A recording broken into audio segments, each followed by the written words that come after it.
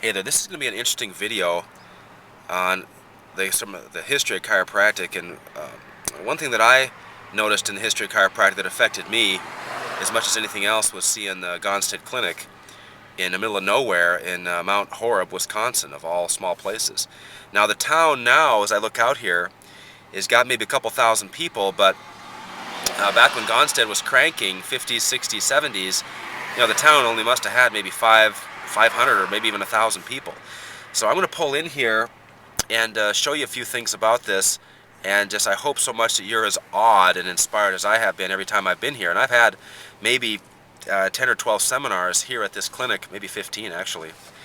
And at the time as a student, I didn't realize really how amazing it was, but now in practice, and owning my own practice obviously, and building practices, it's mind-blowing to think of what was possible and what he did way back in the 60s when he built this.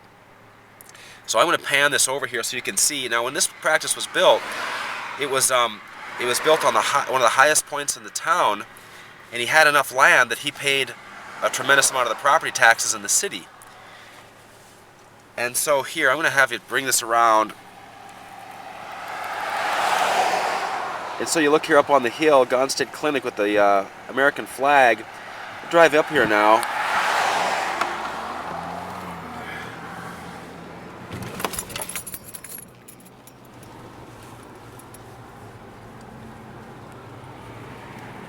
And as we pull into the parking lot here, one thing that's so incredible, I realize now, is just the parking lot would cost more than like my entire office, just this parking lot.